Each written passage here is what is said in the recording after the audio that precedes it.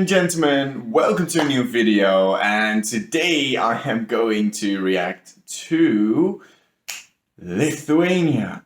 Yes, I wanted to hold up with these because paslapčių are a bit shaky this year, and you know, the entire thing with the Roop and whatnot, so I wanted to wait until we have the final 5 that will combat the mighty the Roop. Yeah, I think it's time to give them a listen and react to them. I have heard all of them like once, and I'm sorry for that. But on the other hand, you know, maybe I have a bit more intel. I haven't listened to them super closely. So a lot of them will be just kind of still genuine first reactions. So I hope you guys will enjoy this too, because it's not only about the Roop, like a lot of other YouTubers tend to think about, like they just do a reaction to the Roop and don't care for the rest. No, that's not how this works. This is not how this works. It's a full selection. We need to react to all of them. So that's what we'll do today. So without further ado, let's take a look at what Lithuania has to offer this year. I randomized a running order, and the first one that came out of my bucket hat that I don't own was Voldemar's Petersons with Never Fall For You Again. So let's click play. It's kind of cool that we get to see the performances as well, because that really helps a lot. Let's take nice close attention. This looks like he has sort of a Christmas thing. There are a couple of elements happening at the same time, which is kind of interesting. He's got a very interesting voice, but his I know his pronunciation is sometimes a little bit interesting, I guess. It's a good song. That was cool. It's very sway, very pleasant to listen to. I also feel like it would get lost massively in the crowd at Eurovision. I like this part. And keep in mind, like, the sound quality in Lithuania is not the best, right? So imagine this part getting a lot more oomph when performed at Eurovision. I love how they all sing. That's a cool touch. Oh, choreography. You saw that from the Roop.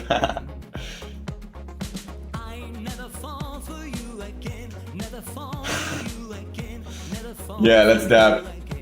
Is he gonna do it again? Not a dab? No. Was that planned to be mistimed? I love that. Like I said, I just heard like small parts of songs. I never saw full performances, so that's cool.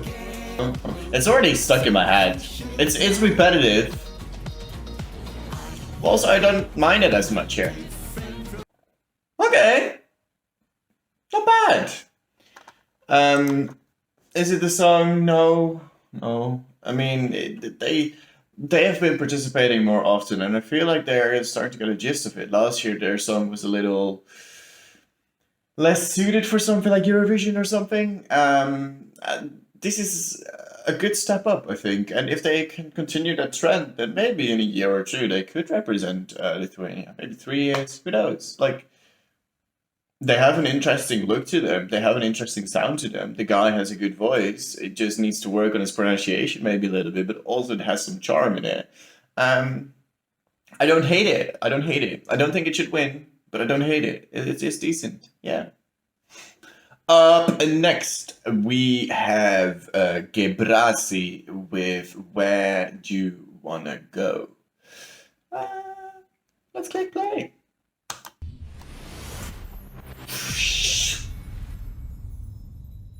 Yeah. The stage looks dope, to be honest. Like, I think that was different last year. Oh. Oh, it is the ballad, yeah. Some, like, train noises going on, which fits with the theme of Where Do You Wanna Go? Like, that's cool. It's just a nice touch they added, because it makes it a bit more dynamic, a bit more interesting. This is good. This is genuinely good. Ooh, oh, that was a nice. Whoa. Oh, this bass is good. I'm into this. His voice is cool too. Ooh. It like is a ballad, like his voice is very emotional and good. But at the same time it's catchy. Like it has some good catchiness to it, man. Wow. Like his voice is genuinely good. And the instrumentations already sound amazing, and it's not a Eurovision yet. Wow! Okay. Damn, like look. If this participated any other year, it would be one of the favorites, 100%. And it probably is one of the favorites, I guess, to fight the Roop. I see it like as this Godzilla battle. Like, the Roop is already there, beloved by a lot of Lithuanians because they were so high up in the odds and they had such a unique and cool song. So they all be like, okay, the Roop on a pedestal. And then like these small Davids trying to beat Goliath. This could be the strongest David. I don't know the others fully yet, but this was really good. Like honestly, if you just close your eyes for a moment and envision it on a Eurovision stage, I can see it. Like, I think this could actually do quite decent for Lithuania. Definitely. It's a catchy ballad, I guess. Yeah, not opposed to it. Time for a nice sip of coffee. Going on to the next one. Martina with Thank You Very Much. Yes. Let's click play.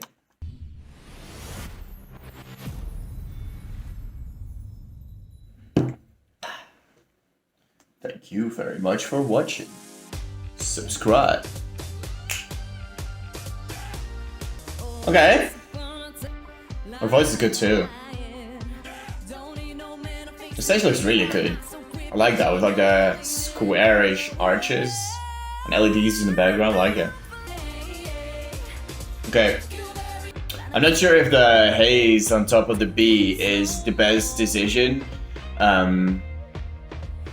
The B is designed in that way that there needs to be singing on top of it. Am I the biggest fan of that in this song, or do I think it was the right choice? Maybe not. Maybe not. But like the verses are really good, quite honestly. The chorus is just a bit of a letdown the first time I heard it. Like now you just expect some cool trap beat or something to like really explode in a drop. I mean, it's quite cool, but the haze really diminish its impact that it could have had. If you put this on like a world/European stage though, especially in contrast with what other countries can make on an EDM scale, I think this is very mediocre. And she's good though, she's got a very good voice and she performed it quite well. It's just that, yeah, it's just not strong enough, but like, if she comes back like next year, I could see it as one of the favorites. Like, just have a bit more polished song with a bit more impact on this head, because the haze really diminish on the drop. Like, you kind of building. The verses are really good, like, not gonna lie, and then you build towards something to explode, and it doesn't explode. It just stays, hey, hey, hey. Like, you take the oomph out of the drop, really. And that's unfortunate, but hey, that's the choice I went for, and it's a cool song. It's a fine listen. It's just not good enough for Eurovision, and not good enough to challenge the Roop. Next we have a duet of Teus and Benaz with their song No.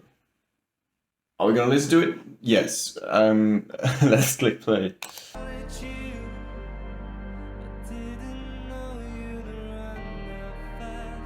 It's cello.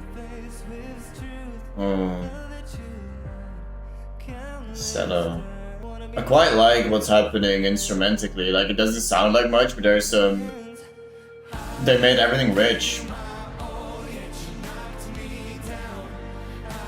Because you had the piano and then there was like some cello or something like that coming in with some bass on top. That's quite cool. The chorus is just not super interesting. Like, this is one of those fine national final songs, but that's where it ends. Ooh. Oh, in that register, his voice is beautiful. Oh, that has so much potential. Like, okay.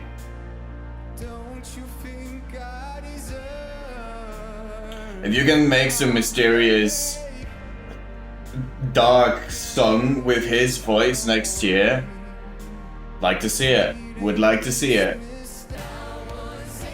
Yeah, it's fine. They show themselves in a good light. They're both very young lads, and both have an interesting voice, and together they sound really good. The chorus is just not interesting enough, I guess. But they really show that they have potential, and this could help their career. That's cool. I mean, I don't know at what standard or importance level paslapčių is in Lithuania. Like, it's not a Melfest, I guess, or an MGP. It's good that you're on national television showcasing your talent, and who knows, maybe they get signed up by some big company. Maybe they are already signed up to some big record label. That'd be good. I would give them that, yeah. That was decent. It's just not good enough for Eurovision, but it's decent. And finally, before we head to the Roop, it is Evita Colo with paslapčių. I don't know. Yeah, let's click play. Ooh. Loungy. No final stage here? Oh, she said a bear paslapčių. It's very basic so far. It's your super standard structure of like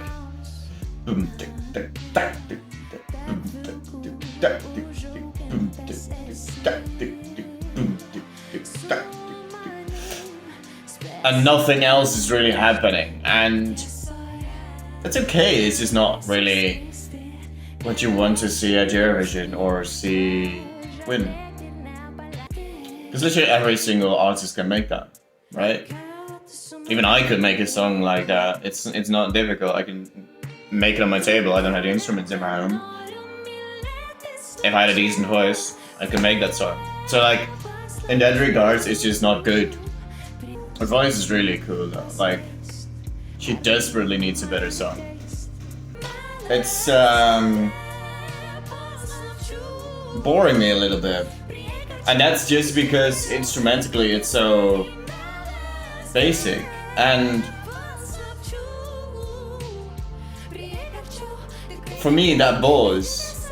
I want something unique to happen instrumentally. That's what I like music the most for. My favorite thing is noticing intricacies in songs that other people may not notice necessarily. Like little details they sprinkle throughout a song that wouldn't make it so less good if they weren't there. But people don't realize that it is because of that the song is better. This song is literally just your standard rhythm played throughout the entire song, and she sang to it. And that's just not enough for me. I'm sorry. And then, in the red corner, all the way from Lithuania, it is the Roop Discotheque fighting against the blue corner. All the artists that have just been listened to, I guess. It's kind of like that, right?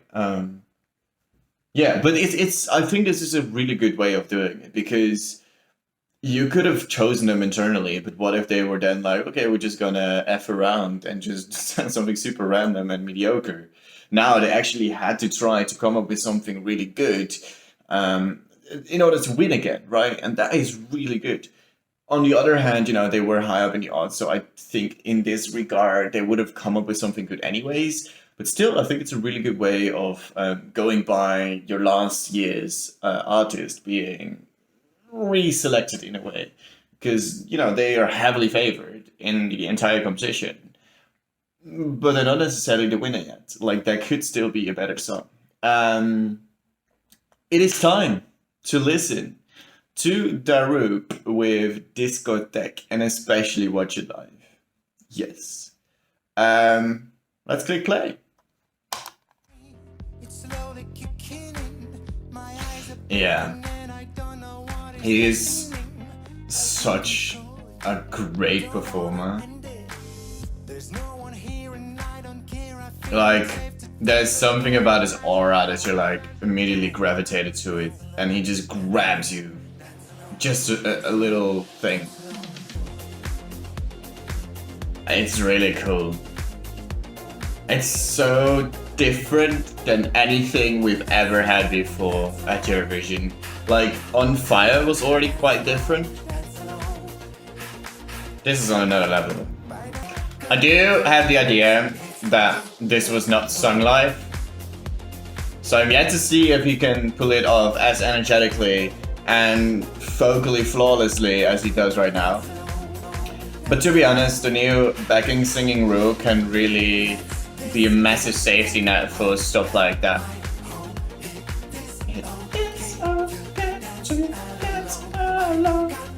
Yeah, it's really good, man. It's super catchy. It will catch your eye. The staging is already so perfect. And people will be just remember the performance. Like, they'll just be like, what happened there? And just remember that for the entirety of the night. And that is a massive selling point. And for Eurovision, it isn't necessarily the best song will win. It is the most unique song, liked by the most people, will win. And this is so unique. Yeah, it is a super strong song, and in my opinion, a massive step up from last year. Like, last year was already very good. I think this song is mixed a bit better, is a bit richer in instrument usage, is a bit more polished than On Fire was. On Fire was still very raw, and that also had its charm to it. And I'm curious to see where this would go if it were to go to Eurovision. I think it would maybe even be foolish if it didn't win. But you never know in Lithuania. Like, maybe some jurors will be like, okay, it's a bit unfair that they have such an advantage, or maybe people think that, and you never know. But it's really good. Like,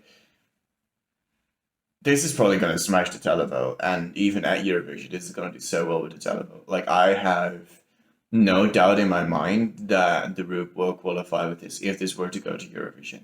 I will also say the Gebrasi guy also has a really good song, and yeah, he could do really decent too. Yay! There we have it. That was my reaction to all the Lithuanian songs, not just the Roop, just some shade towards all the YouTubers that just did the Roop reaction for the views.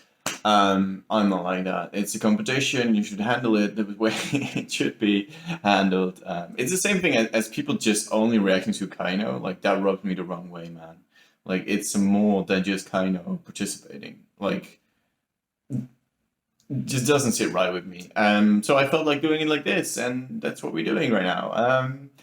I hadn't fully listened with all my attention to any of the songs, really, so it was kind of still interesting to discover a lot of stuff. I did know kind of what sort of songs were in there, not necessarily all the nitty-gritty details, so I hope I still gave you some enlightenment on what I thought and what I think. The Roop is obviously a really good choice and would do really well at Eurovision. I have no doubt about that. I also think people shouldn't underestimate how decent or good Gebrasi could do. His song is quite good for being a ballad. Like, it's something that I can envision on the Eurovision stage. So is it a Ren race? I don't know. It really depends, because I could definitely see the juries maybe being like, okay, you know what, the Gebrasi is a really good voice, a really good ballad. Maybe we're gonna make him the winner of our system, and then the Roop needs to win the televote, and then like maybe it's 12-10, 10-12. then it's a draw, and I don't know what the tiebreak is in Lithuania, honestly. Um, yeah, I wouldn't put all my money on the Roop yet. Let's say it like that. It could really go either way, but I definitely hope they will go for the Roop because it's just really fun and it would be so unique and interesting to have it at Eurovision. And they tried already so many times before. Like they deserve it. They do. Yeah. That was Lithuania. I'm gonna sign off. I'm gonna do more reactions in the coming week and weeks. I hope you enjoyed. But for me, today, goodbye.